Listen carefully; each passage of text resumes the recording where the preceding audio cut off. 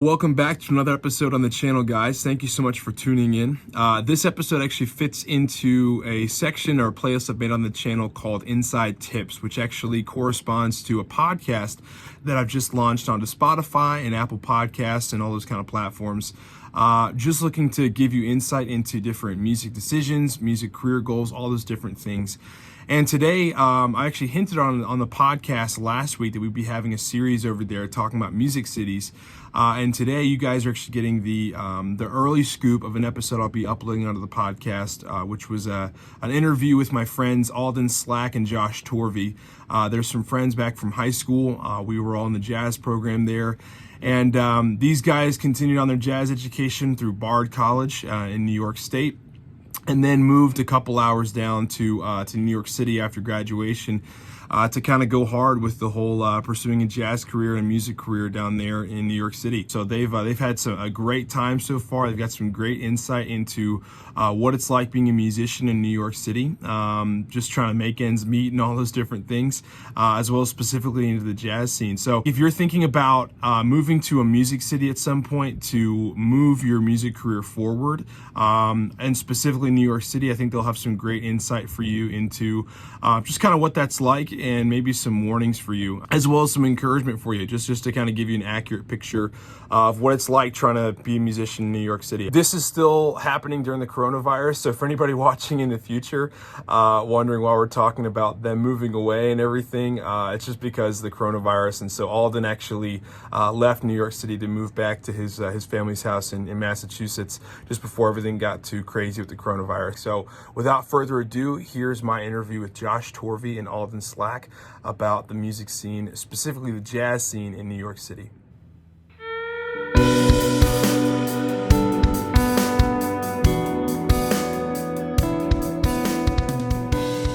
Hey, thanks so much for coming on, guys. I appreciate it. Absolutely. So first of all, how long has it been since you left New York City and came back home to Mass? Let's see. The Ides of March. I think it was literally March 15th that I left Brooklyn to come back home. That was right when it became evident that stuff was getting really bad really quick. Mm-hmm. I just figured get out of there as soon as possible because I have, a family to come home to, which I'm very fortunate for. But yeah. What about you? What about for you, Josh? Was it about the same time? I'm still. I've been in the city the whole time. I'm still here. Oh, no way. Yeah. Dang, So, I thought I saw something on your Facebook page where you'd gone back home for a weekend or something like that. No, I've been here the whole time. Dang, Yeah. man. What's it like? Yeah, what's like the whole COVID lockdown in New York City? Literally the most populated city in the U.S. Mm-hmm. Yeah, it's pretty desolate. A lot of people are taking it seriously. It's definitely kind of grim, sort of. Everyone's wearing masks and avoiding each other, Mm-hmm. and a lot of tension in the air. I mean, this past weekend when it got warm out, a lot of people were out. Mm-hmm. But yeah, just I'm literally just staying in my apartment all day, every day. The only things I leave for are groceries and to do some walking or riding my bike, which isn't really an issue. Mm-hmm. And yeah, Mm-hmm. but it's not bad. But it's I mean, it's grim. Yeah, for sure. All the hospitals are really crowded. It's scary. It's not the best place to be, but sticking it out. Dang, man. And so Alden, so you've been home for 2 months now? Yeah. And I'm sure your family's happy to have you back home, yeah? Yeah. I mean, I think we're all kind of driving each other nuts, but it's at the same time, it's kind of cool to come together because we haven't been together this steadily since high school. So, that's going on 6 years, 7 years. Yeah. So it's cool. Yeah. Cool, man. Well, hey, so I was telling Josh, I think you saw the questions as well in the group chat. Mm-hmm. Just the whole point of this episode is just trying to give musicians insight into different music cities. So I'm talking to some guy out in LA, and now I'm talking to you guys about the jazz scene and just the overall music scene in New York City as well. So if you want to just allow people to get to know you, First of all, like, what's kind of your background and your decision to going to New York City over like a different music city? Like, what kind of directed that choice? Is this for me? For either one of you, Alden, if you want to go first, then we'll have Josh answer. Okay, sure. So I graduated from Bard College in 2018, and I knew I didn't really want to stick around there for too long. And so around my junior year, the sort of polarizing decision was like, do I want to move to like the LA area, or do I want to move to the New York City area? And I kind of had friends in both, so it might have been workable for either. And I'm not really sure what. I mean, I sort of have like a jazz bent, and like the New York City jazz scene is obviously, more thriving than the LA jazz scene. So I think ultimately that was what made me decide to go to New York. Also, I'm just an East Coast person. Like, if I'm gonna move to a city, I'll probably kind of be able to succeed more under that kind of East Coast vibe. Who knows if this is true or not, but this is just kind of why I moved there. And then from there, it's just been going on a couple years of like kind of hustling, doing a lot of side jobs, gigging here and there, but definitely not like my main source of income for sure. I guess it's like the quick background. Yeah, for sure. Yeah, and we'll get more into the like getting plugged into the scene, and also like, yeah, just the whole thing of like having to work part-time jobs and what that whole transition has been like for you. But Josh, what's been your background for like why you decided on New York over the other music scenes you could have gotten plugged into? Yeah, absolutely. So growing up in the greater Boston area, as we all did, we were exposed to like a lot, having like older friends that were going to Berkeley, New England Conservatory.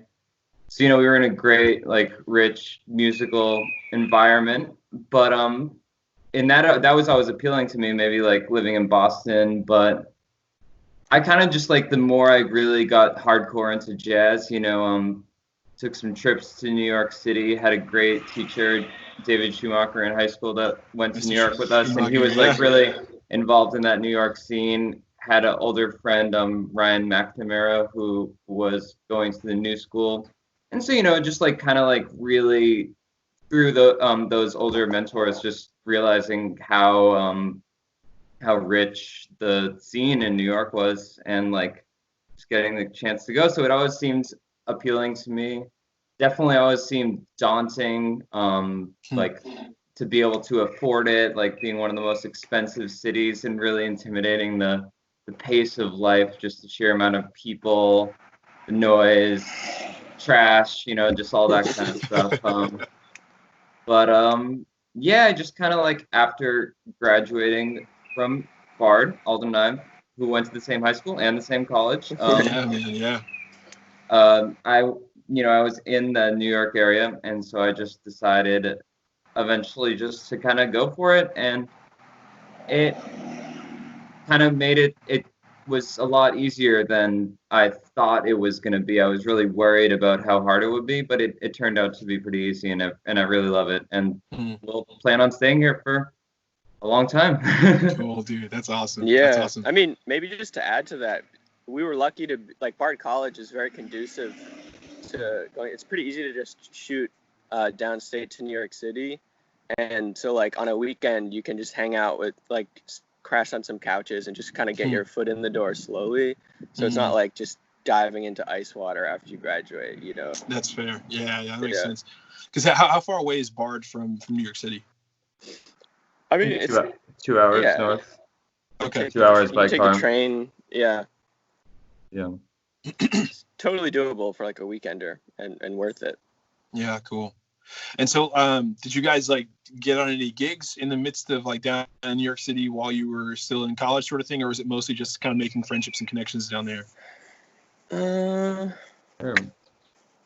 mean, I definitely didn't have many gigs. Like the closest thing I would have had to that is sitting in with this band called Big Lazy, who it's just someone that my dad went to college with. Basically, he started this band, and he's he's active in New York, based in New Jersey. But I wouldn't call that like a gig. That was just kind of like a friendly sort of option. You're like, oh, you're here on a Friday night. Let's play at Barbez. You can sit in, that kind of thing, which is great. Like, you don't, it's just great to perform. Yeah, for sure. Yeah. Go ahead, Josh. You have something to add? Oh, yeah, sure.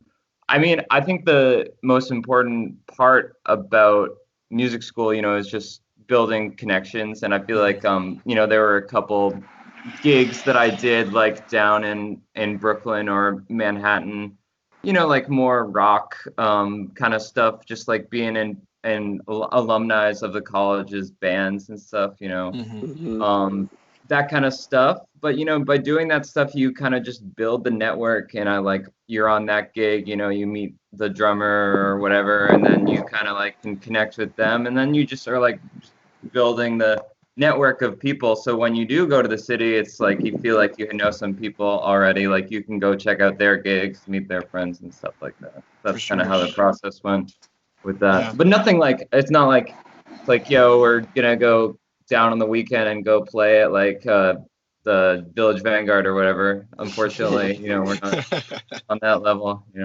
but small stuff. Yeah. So I guess that leads to my next question. Yeah. So I guess I know, Alden, you talked about right now gigs aren't really your main source of income. You're kind of doing a lot of side jobs.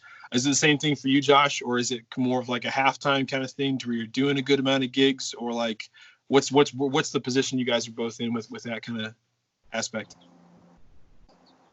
Yeah, that's a good question.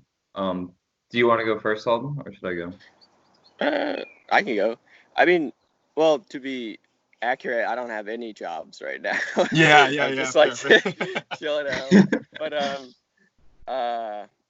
yeah, I mean, so the trajectory is, I would say I might have had more gigs when I just moved to New York because I had a ton of free time and I had some money saved up, so I wasn't really like rushing to get that 9 to 5 or whatever. And that was cool, but it definitely wasn't an income. It was just more free time to meet people, play a gig here and there. And then I kind of just needed to get money. And the simplest thing for me to do is to work in restaurants because that's what I kind of have experience with. So from there, over the course of a little over a year, I worked in like 3 restaurants. And, did some gigs here and there, jammed with folks here and there. Actually met a lot of, the last place I was working is a barbecue restaurant upstairs and a jazz club downstairs. The Jazz Standard, pretty top tier New York jazz club. And so a lot of my coworkers, as you would imagine, were like jazz boys like me. So that was kind of cool to like meet them and have more people to jam with. But long story short, no, it's like the majority of my income has been just working side hustles and teaching, actually a little bit more toward the end before the apocalypse hit. That was promising. Teaching is great, man. Like most musicians I know are teachers. At least at our age. Yeah, that's probably a good segue into Josh. Oh yeah, for sure. Josh. Yeah, I mean, you could just the whole like performing music gig economy in New York City is like you could make a whole like hour-long interview about that. It's a very it's a big subject to talk about. But I mean, for me, so like my main source of income right now, like Alden was mentioning, is I am teaching guitar lessons, a couple of bass lessons and ukulele lessons, but mainly guitar beginners, intermediate, a few more advanced students, and just working on, like a lot of rock and roll, cover songs, fundamentals of music, a little bit of music theory. And that's really fun. I find it like extremely fulfilling. I love it. And I'm working at a place called the New York City Guitar School, which is one of the biggest like guitar lesson places in the city. And I'm fortunate enough to be able to continue majority of my lessons online throughout the lockdown. But yeah, that like kind of like to get there, I had to do a few other teaching gigs that weren't as good, and then I kind of was able to just transition to only having this one job that I really like. Yeah, but and as far as the gigging and making money, I mean, so the thing about New York City is that there is just such a saturation of talented musicians Hmm. that want to do gigs. Mm-hmm. So, it's just your standard like market thing when there's so many people willing to do it, the price often gets undercut a lot. Yeah. So people will accept gigs for tips or just for drinks or just for like, like $40 or whatever, So Mm-hmm. the gigs can tend to be low paying.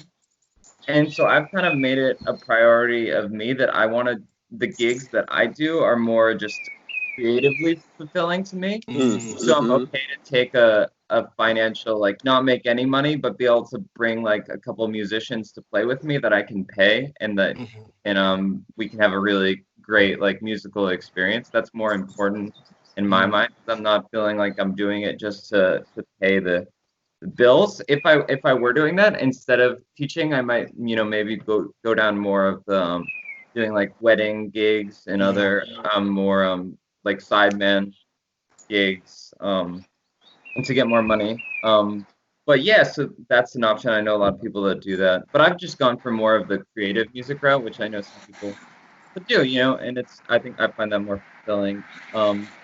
But I've certainly done like sideman gigs at venues where like the person who's playing like maybe a singer-songwriter and I just like playing guitar with them and Mm. they're gonna be like they'll be like paying me out of pocket like $100 or whatever, to do something like that. So it's kind of a crazy scene in that way Mm-hmm. where the gigs Yeah. don't really pay that much, you know.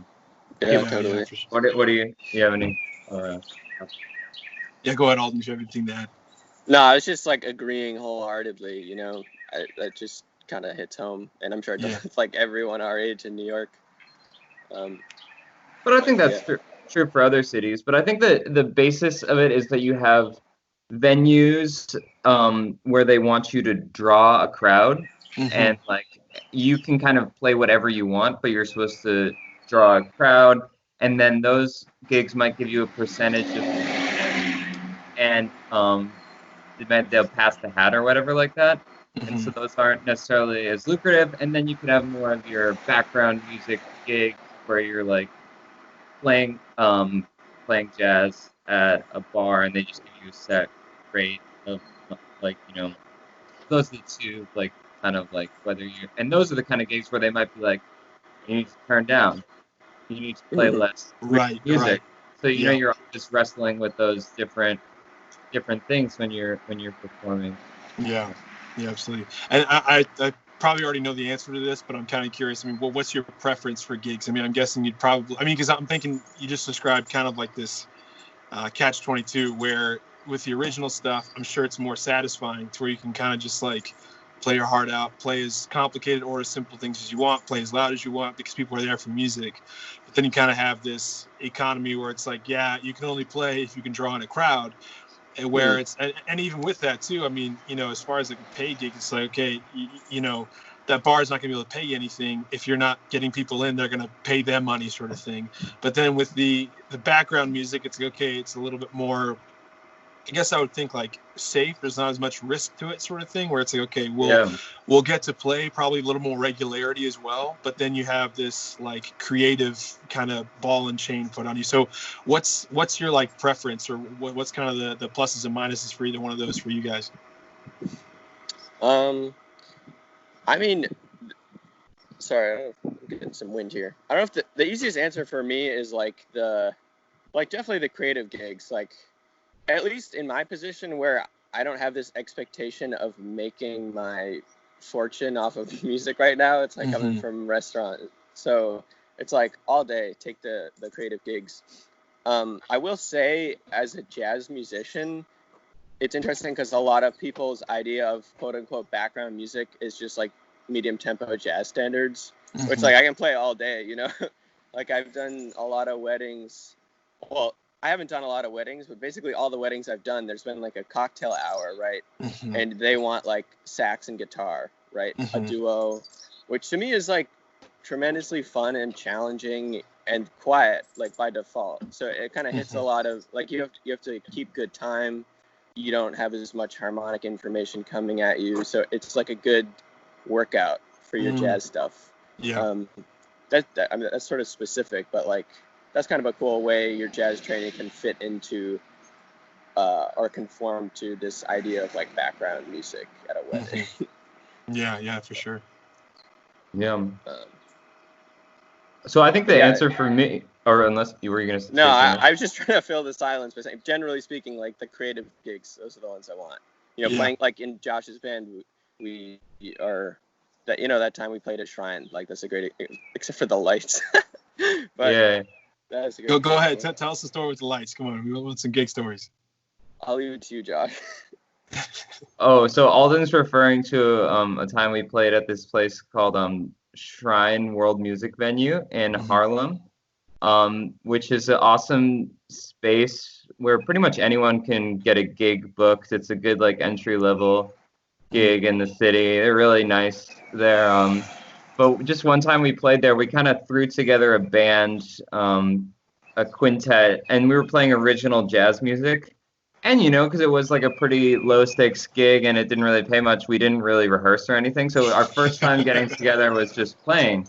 And the music was great. Like we sounded pretty tight for not having rehearsed, but there was like a technical difficulty with the lights where like they were like flickering between all the different colors instead of just like being like one color. And it was pretty much it was either that or like darkness on the stage. So we just had to do it. Yeah, I have a video of it. It's pretty funny. But no, to answer the original question, for me, I think like the gig like that's ideal to me is really a result of like what I'm working on and like where I'm at as a musician in the moment. So like if I'm like writing all this original music and like pouring my heart into like getting all this stuff done, then I'd want to have a gig where people are quiet. It's a listening room. I'm able to like just present a album's worth of original music like for people and have them really listen. And obviously that's a challenge to set that up. That's a lot of work, but it's worth it if you're putting in that work and you're playing or whatever. But then like other times, I feel like the most fulfilling gig to me is like if I'm just trying to have fun is just to hang, like get a nice chill bar gig and just like hang and play, have some good friends there and just, be able to jam. And like sometimes you get to some like really great musical territory doing that. Like I've done like this one gig at this place, like this bar, a nice big open room, and it's like a semi-regular gig, and it's been really fun for that. Like it doesn't really pay much; it pays like tips or whatever and drinks, but it's fun. Like we'll just jam and like we'll get to some really fun places with the music. Yeah, that's awesome.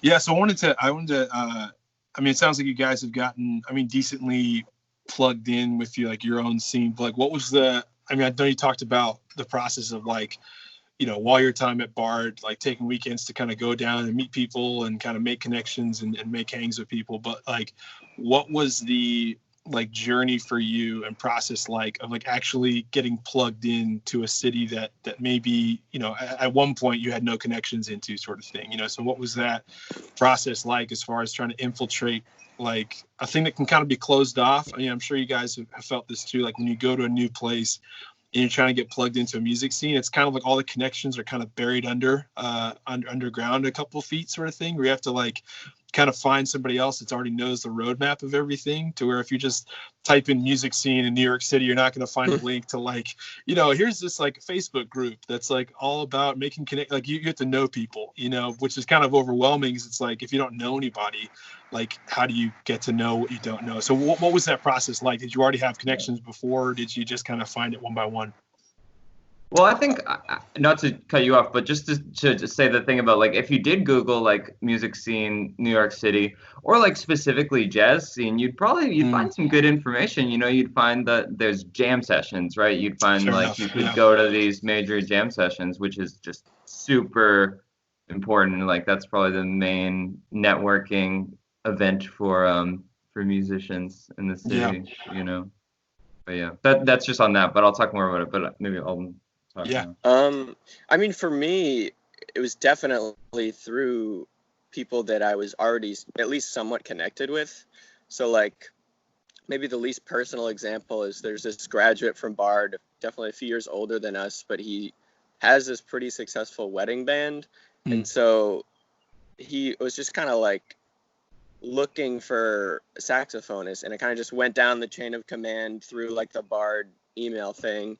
And I got that, and that was actually great because I had some stuff lined up right when I was moving to New York. But that's an example of like someone I'm peripherally connected with but didn't know at all personally until that point. And then the rest are people I generally know pretty well and I'm good friends with. One of whom, Bobby Spellman, is a graduate of Pentucket. I don't know if you knew about him or whatever. He's a bit older, but he's been like, I've gotten probably the most gigs through him. He's definitely doing good things. And then a lot of just Bard friends, not necessarily jazz musicians or even musicians per se, just people you like hang with, just to be on the scene. And then from there you just start, like, other people just start creeping in. You see them more often, and like the second time you're like, let me just get your number, like and then you go to some random jam session in like Astoria and they're there. You're like, oh, what's up? Yeah. And then you try to just get their number, put in what they do or play in case you can't remember who they are, and then hope they'll do the same thing. And then it's like someday someone's gonna need a Barry player, and it'll be, oh yeah, I got this guy in my contacts. This is what's called. And that's sort of how it works, generally speaking. But for me personally, and this is definitely conducive to my personality, is just start with who you know. Like, I'm not I'm not like the social butterfly that's just going to go out and make like a ton of friends in a month, So I was lucky to have, a good network already. And this is still something in progress, of course. Like, I'm hoping to expand more and more. But yeah, that's what I got. Yeah, fair enough. Josh, you want to add to that? Yeah, for sure. I mean, so I don't think I really even went down to New York City that much when I was at Bard. When I think back on it now, I wish I did more, but I didn't really that much. But I definitely, when I was up at Bard, I made connections with, like some of the faculty up there and like who they were playing with at the time. And those people are kind of plugged into the New York City scene. And then when I moved down to the city, I had my fellow alumni friends that told me about different cool stuff that was happening, like maybe local to Brooklyn where I was living, like different jam sessions. And I just like really have loved to go out and go to jam sessions. 'Cause, I mean, it's really fun, it's just a good hang. And you just go and you play, and some people are like really just nice and friendly. Most people are nice and friendly, like, oh, you sound good, you get talking, like, you can add them on Facebook or get their number or whatever. And like, so I've just like, and then like, you just do that for like a couple months, and then you just keep on going, and like all of a sudden you just like see the same people over and over again, and you're like, wow, I'm in a city of like 7-8 million people, but like there's this really like small like jazz jam session scene. And like and then through meeting those people, you find other people that like are peripherally connected to jazz but not necessarily like just strict jazz players, so the scene just builds. And like I feel like when I look at like a lot of the great musicians that I know, like just from locally players in New York City, they have like 4,000 Facebook friends. You know what I mean? Like everyone just has like massive networks of people that they've met through playing and stuff. And it's important to just do jam sessions, like even if it's not paid gigs. Like I've just met like drummers and bass players or like that are just super down to just be like, let's work on some standards. schlep out, go over and play at their studio or whatever, and work on stuff, and then they'll invite other musicians, like they'll invite some like great like saxophone player, piano player, whatever, and then you can like have a more intimate way of meeting them and playing them directly with them. But and then this also, like, for jazz specifically, like the session of networking that was like, this is how you make it in New York. To me, it was always Small's Jazz Club in Greenwich Village, which is kind of like this spot where people associate jazz jam session in New York City. And like I remember when I was first moving here, like that was really intimidating and seemed like some really cutthroat thing. And now we'll go there, and it's like it's pretty mellow. I mean, some people can be vibey, but it's just another jam session. That's another great. But I remember going there when I first moved here, and like it was back before Roy Hargrove, legendary trumpet player. He passed away recently, but he used to always go to the Smalls jam session, and it was like you just walk in there, at like 2:30 in the morning, 3 in the morning. And there's this like jazz legend just like up there playing, and just like this basement jam session. It's just crazy, Yeah. Yeah. That's actually a good spot to some of the things you were talking about, where you're really involved in the jazz scene, but then you've noticed how people in like kind of parallel niches end up getting connected with the jazz people. And Josh, I've heard some of the stuff you've gotten to lay the guitar tracks down on. I think I heard something on SoundCloud. It was kind of like an alternative / like hip hop kind of track sort of thing, and then you're coming in with this whole jazz kind of thing. What has been your experience of like the major differences between like the New York music scene, like in general sort of thing, right? Which could include, I think sometimes more of like the commercial music right now, which is, hip hop, alternative, indie, rock, all this kind of different stuff, versus like the niche of like the jazz music scene. What's been you guys' experience of like the differences between those two things? Yeah, totally. Well, I think that there's a lot of like when you're referencing some of the recordings that I put out recently, which is like kind of trying to have funk and rock with the jazz, and that works great with the guitar, obviously, because you can play overdriven, trying to get like some your Hendrix influence or whatever in there. So like definitely just kind of channeling that rock, and a lot of great jazz players that might just play like bebop or standard sort of stuff in New York City also do that. Adam Rogers, Wayne Krantz, Mike Stern, players like that.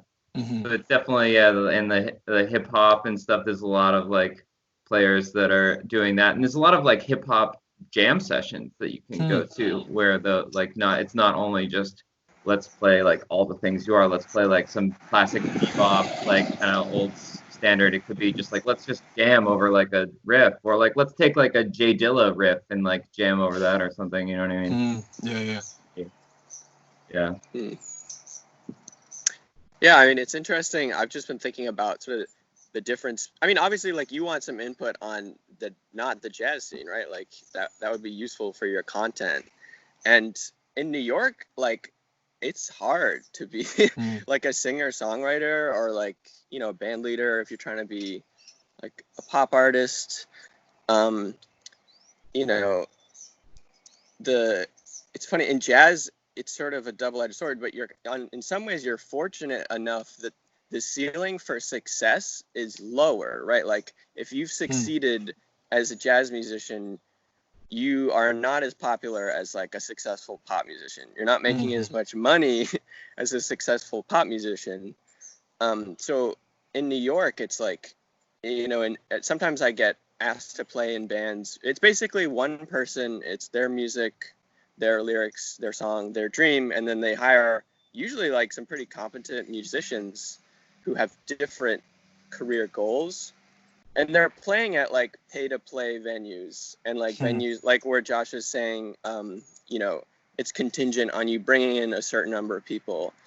If not, you get a percentage of the door if you're lucky. And like I don't have enough to really speak about this pathway, but I just feel a lot of sort of sympathy for these people who maybe are trying to live this more mainstream, like pop, indie dream. I think New York is a really tough place to do that. Yeah. You know, to make real money off of that. Yeah, like an example is, so my girlfriend at the time had some connections with some people on The Voice. I don't know if you're familiar with that show. It's like, it's kind of like American. I don't really know. It's like one of those vocal shows. Yeah. Anyway, like this super talented, like young, like 16-year-old, like prodigy type person from Texas, really, really good, like soul sound, who was on this TV show, but just not from New York. So she's got like over 100,000 followers, say, on Instagram or whatever. Yeah. And she's playing at like Rockwood, like where Josh and I have played before. Right. Yeah. For no money. You know, maybe she had like a pretty good crowd for someone who's not based in New York. But you could tell it's just like, wow, like it's tough in New York, right? Even when you're already successful. It's a tough place to be doing that kind of music, man. Yeah, it's actually, before you answer, Josh, keep whatever you're going to say in mind. I don't want to ruin that. No, it's reminding me, honestly, I talked to a friend who's based out of Fort Wayne. His name is Joe Stillwell. He's part of this band called Brother Gene. They're kind of like a indie electronic band sort of thing. And he talked about how, you'll see a lot of these bands that like have a lot of monthly listeners on Spotify, but then if they go play a show, like they have no draw, which it's a very, very like strange thing. Because even my wife and I, when we've been talking about like different artists, and you try to gauge like their fame level based off of how many monthly listeners they have.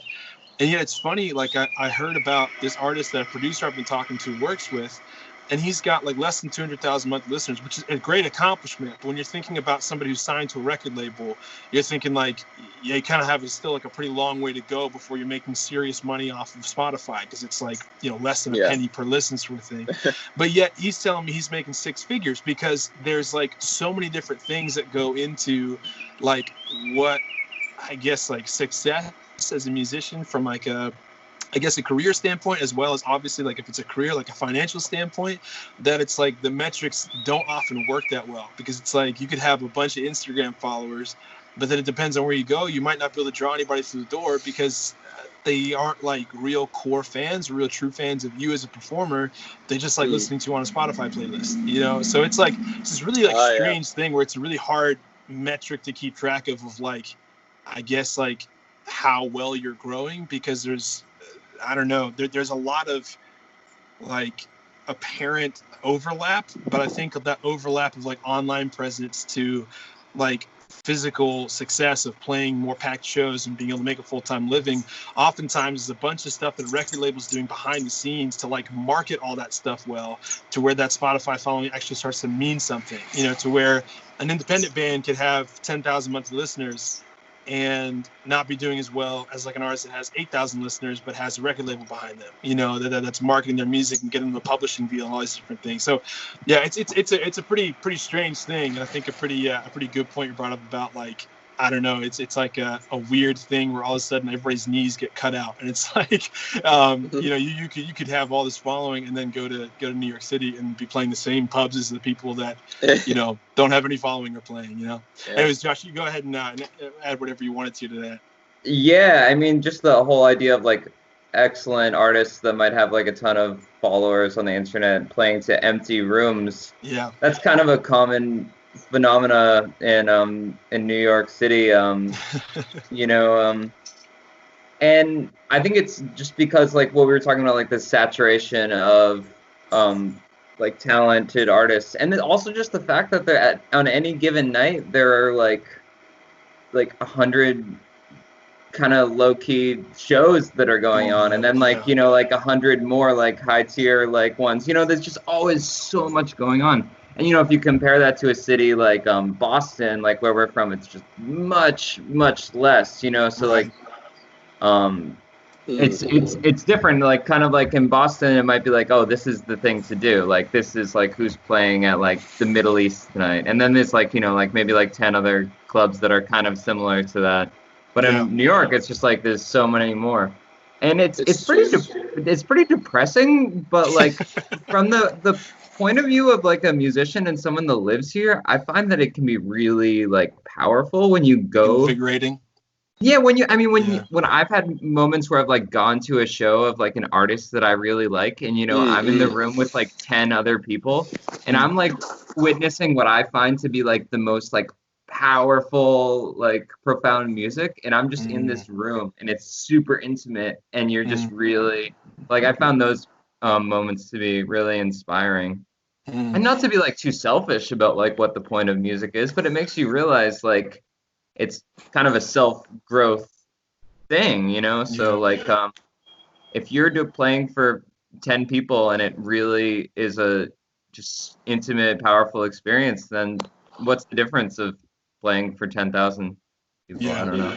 Yeah, that's a tough thought to kind of like, I don't know, accept all the way and believe in all the way, because I don't know, because it's hard to think that way, what I'm saying, especially like with social media and everything, where numbers kind of mean everything, Sure. Oh, for sure, yeah. Well, like, so I was just gonna say, like, a lot of it is like, again, it's the difference between jazz and a lot of other styles in New York, because like Josh said, you can be seeing your idol for like $50 is a lot in New York, right? And you're talking about like the best jazz clubs in New York, but you can see them at not the best jazz clubs in New York. Like you're saying, Roy Hargrove would be jamming, like you just see him for free. So it's like exceptionally rewarding on that level, and I think unifies the jazz community in a very specific way. Like even the lower tier players, like going to jam sessions, just trying to, young guys, like you'll just bump into them seeing like shared idols for pretty cheap, 20, $30 a night.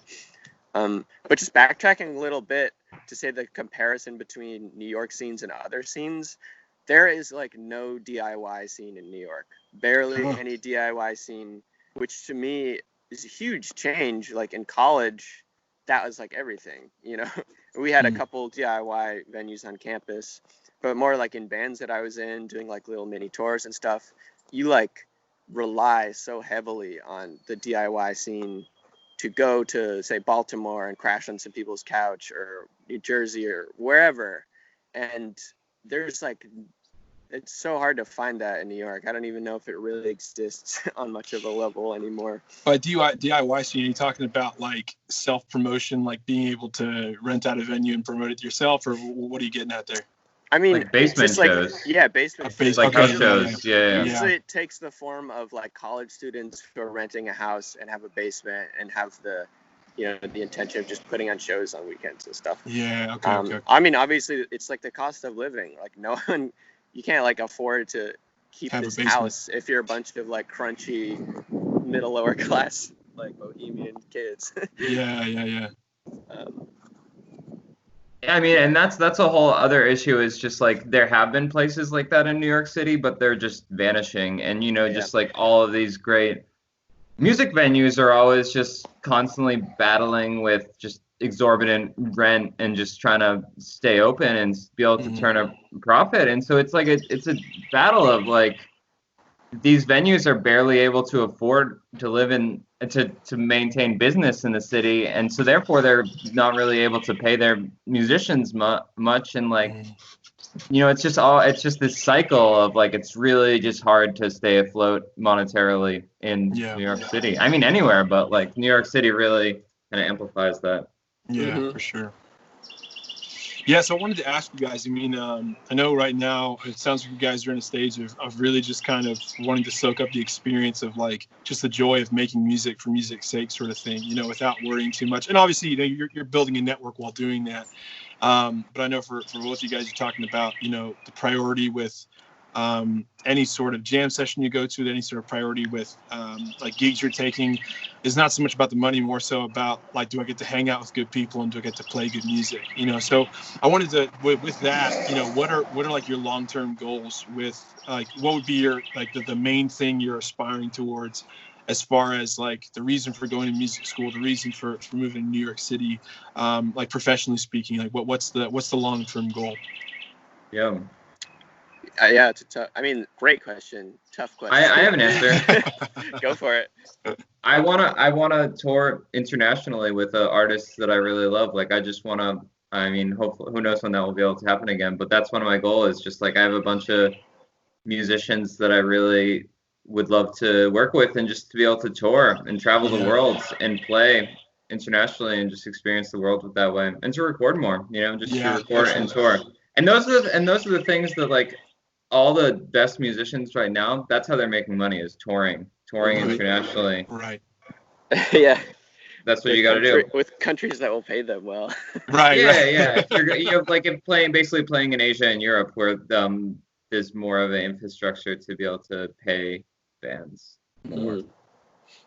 Yeah, I love that answer. I mean, that didn't even come to mind, but that's always been a goal. Like since I ever got the jazz itch, I was like, wow, people are like traveling the world doing this, and I've never been I think my family's been outside the country once, like on a family vacation. It's like I've never been anywhere, so it was always such a cool idea to be able to do that through music. So I will steal that from Josh, even though I hadn't even thought of it. But so true. Like that's great. That thought goes through my head like every couple of days. I'm just like I want to be touring. Yeah, man. Yeah. Because you're always like flipping through your Instagram and you see like these artists you love and they're like, oh, okay, we're in like Korea today, and then like we're going to Copenhagen, like, and I'm just like I know, yeah. Yeah. So I guess go ahead, Alden. I was just gonna say, like, maybe to answer your question in my version, it's this weird time of like quarantine and reflection has sort of given me pause as to what exactly I want to do and can do, I think, it's weird. I was like reading this paper. I was like trying to clear out my Google Drive, and I was like reading this paper that I'd written in college, and I was like such a fanboy of jazz. Like I just wanted to be a jazz musician, like super, like the hired gun, right? Just getting hired to play in a big band or something like that. And like, while that's still appealing, if it's possible to me, it's not exactly, it's not the best representation of what I want to do. Like, I definitely want to play in bands creatively, music that I like. And if that leads to touring internationally and stuff, awesome. But I really also enjoy teaching, and like not as a cop-out. Like so many musicians need to teach to stay afloat, but I like really, really love teaching. I only have a few students, but it's totally its own skill.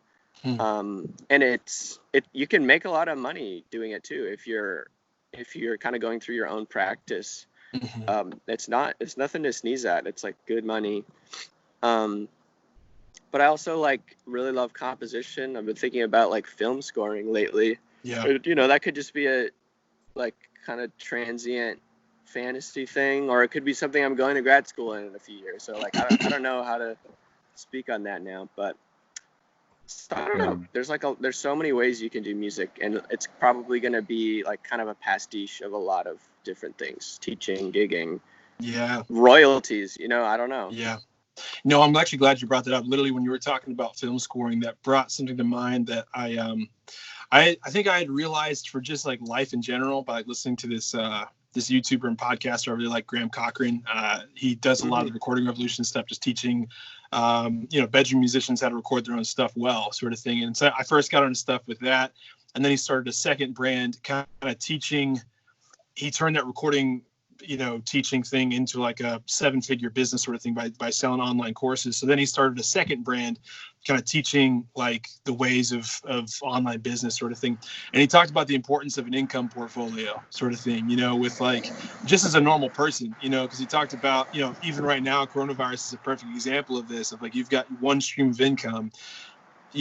Once you lose your job, like you're either on unemployment, which depending on where you live can really suck, or you're just like out of luck sort of thing, But then I started realizing with musicians especially, I think as you start listening to people, like what they're doing, you start realizing the income portfolios thing is especially common within music, because it's just not enough to be able to like make a full-time living for an entire year off of touring for like 3 to 6 months out of that year, unless you're making it to a really, really high level. Right. So they're doing teaching, they're doing maybe even selling online courses, they're doing touring, they're doing session work for somebody else. They have their own royalties for their own music. They're doing film scoring, all these different things where they're able to honestly do the thing that all businesses have to do, which is having this average, income where they can actually get ahead and stay ahead sort of thing, So I'm glad you said that, because I think that's something that's important for a lot of people, but I think particularly musicians, and for people that haven't really like gotten into the music scene. It's realizing, okay, like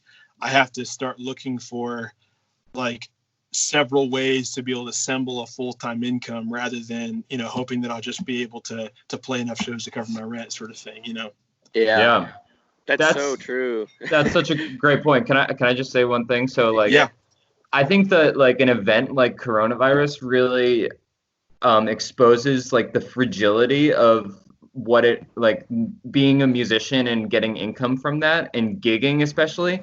Just the fact that like on March 15th or whatever, you can get a call or email that's just like all of your work is canceled. Like, like $5,000, $10,000 worth of income is just gone like that. Yeah. And so it's always it's kind of something that I've always like I've come to realize the more I've been doing this with the teaching and gigging and stuff, is just that anyone can always just like any of my students can just send me a text message and be like, hey, we're stopping the lessons. You know what I mean? And it's like, oh, there goes like $300 a month. Like, that was like a substantial chunk of like what I was making,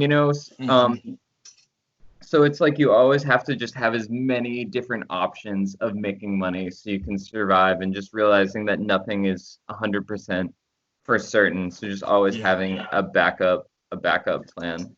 Yeah, for sure. Absolutely. Well, yeah, I wanted to ask one last question is, so what was the main benefit you derived from going to an actual music college? I think I would say besides connections, 'cause I think we already kind of tapped on that one of you guys being able to have some hooks into the New York scene from faculty and friends and all that kind of stuff. But what was like, maybe even personally or professionally, what was the biggest benefit you saw to going to a traditional 4-year college, as opposed to trying to assemble your own education from online courses and in-person teachers and YouTube and just figuring it out? What was the biggest like advantage you saw to that? Well, yeah, I mean, I don't think it can't be done in those ways you just mentioned, right? So like, if going to school is going to put you severely in debt, it's like probably maybe not the thing you should do. But I'll just talk to the benefits that I got out of Bard, which maybe aren't specific to like music school. Like, I don't think of like Bard has a conservatory, right? But Josh and I were not in the conservatory. So we were in the College of Music, which isn't like a music school per se in the traditional sense. Like, say we had gone to the New School or something, that's what I think of like jazz school. And if we had done that, I think we would have much more in the way of, say, connections to New York and like the know-how. But I think we would have a much more like homogenous, kind of like singular idea of how to be a musician and how to shape a career. Whereas I think a lot of the benefits of Bard specifically is you have to be very self-motivated. A lot of the learning is peer-driven, and you have a ton of space to explore your own creativity. So while I, was gaining all these skills, like a lot of it for me is like learning to be a composer. That was like a huge thing that I had no perspective on in high school, right? I had more perspective on how to be a jazz musician. That was huge. And maybe while at the time I was at Bard, I maybe still had a singular, more linear idea of what I thought my career would be, which turned out not to be the case. Like we're talking about, you need all these sources of income, all these skills in your toolbox. Just that ability to just really think creatively on the fly, use the skills you've learned in ways that they weren't taught to be used. That's immensely helpful, and I think it makes you sort of an adaptable musician in the workforce. That's my hope. TBD, but that's got to be the main benefit. If I could distill it, it's like room to grow, a lot of peer-driven learning, and just like a very well-rounded understanding of music and what that can mean. Yeah, for sure. And I think what you just mentioned is important. We were talking about, having this like 4-year practice of having a lot of resources there, but having to be mostly self-driven. I think that's a really great, it obviously can be different things for different people, but at least from hearing you describe that, that sounds like the best version of that, because if you're going to do music, you're starting a small business. So you're not going to have somebody to kind of give you a checklist every day of like, do this, do this, do this, do this, do this. And then you'll, get the A, which is paying all your bills. It's like you have to like be resourceful and figure out your own, like carve out your own path in that sort of thing. So I can see the advantages of kind of having this proving ground where you have all the resources in front of you, but it's up to you to take them. That way, once you move out into the real world where you still need all that self-driven thing, you're going to be able to make your own resources and discover your own resources, Josh, what about for you, man? Yeah, so I think that first off, I'm very, very fortunate to have been able to go to college and not be like encumbered by a lot of debt. And just that it's a very for the people that are lucky enough to have that, it's just an opportunity to have 4 years where you just get to focus on yourself and kind of like ideas in their pure form without thinking about how they could apply to the real world and making money. You know what I mean? Like when I was in college, I was just thinking about playing guitar. I was just thinking about music. I was thinking about music theory. I was also, like Alden said, we went to Bard College, which is a liberal arts school, where we were able to take classes in philosophy and literature, mathematics, just everything, and just thinking about those ideas and just really just learning kind of for the sake of learning. And I'm a big proponent that having just doing that, when you go into the real world, you'll be able to make informed decisions, but it's just it really helped me just learn how to learn. So then when I go into the real world, I'm easily adaptable, so I can do things. But not having to think about not having to go and check your monthly expenses. I mean, and not everyone in the college situation is fortunate enough to do that. So that's why I'm saying I'm very fortunate. But just really being able to focus on learning is just the best part about college, and being self-motivated and all that sort of stuff. Yeah. So, closing question for you guys. So if you bumped into somebody that said they, really wanted to carve out a career in music and they wanted to move to New York City, what would be like the advice that you'd give them? Like, what age are we talking? Like, going to, does it matter?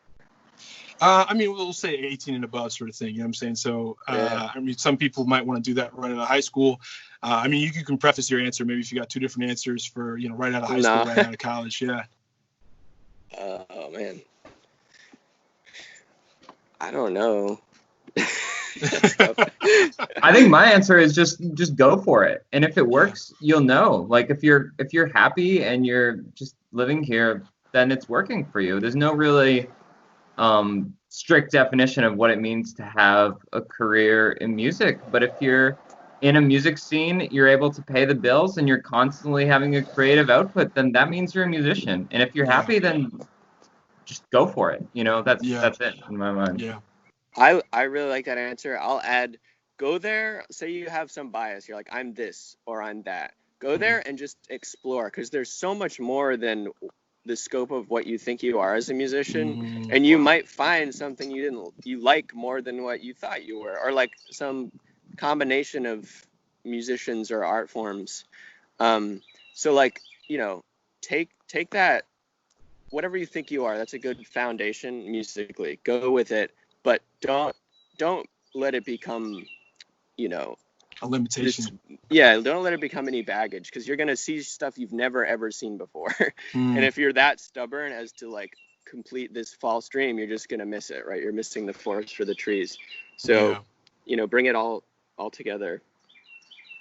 Well, yeah, I think that's actually, that's a pretty insightful point. I feel like that applies to, people outside of New York City as well. I think just musicians in general. Because I was thinking about, when you're talking about be willing to change and how your music is going to change over time, I was thinking about that's the exact same thing that I've experienced, living in Massachusetts, living in New York State, and then living in Michigan now. It's kind of no matter where you are, just the stuff that you're listening to is constantly changing what it is you want to become, sort of thing. And I understand what you're saying too. It's like, I think you can be pretty stubborn to where it's like you feel like you're copping out if you don't go for the original thing you wanted. Like even you were talking about teaching, realizing that teaching isn't a cop out of like, no, this is just where my passions are now. This is kind of more of what I want to do rather than the thing I thought I wanted to do when I was 15, Yeah, or even 18, man. That's your first adult identity. You're like, I'm going to be an adult. This is what I'm going to do. Yeah. That's hard to shake, if you need to, if there's something better out there for you. But yeah, just keep an open mind, because that's got to be the best thing if you're moving to New York, is like an open mind. Yeah. Any last minute comments to add, Josh? No. Yeah, thank you for having us on the podcast, or the YouTube video, the vlog. I appreciate you guys helping out. I appreciate it, man. Yeah, so great to talk to you. Hope your family's well, hope you're killing it. Thanks, dude. Yeah, I appreciate it. Where did you live in New York State? I lived in like upstate New York's Adirondacks. Way up there. Yeah, way up there. We're like 5.5 hours away from New York City. What town? Pottersville, man. You've probably never heard of it. You know Glens Falls? Yeah. All right, so it's like 45 minutes north of Glens Falls. So it's up there. You're like a good 2 hours north of Albany. Yeah. So we were like, I think we're only 2 hours away from Montreal. So it was like, It's up there. Yeah. All right. All right. Well, hey guys, thank you so much for coming on the show. I appreciate it a lot, and hope you guys stay safe. Absolutely. Thank you, John. Take care. All right.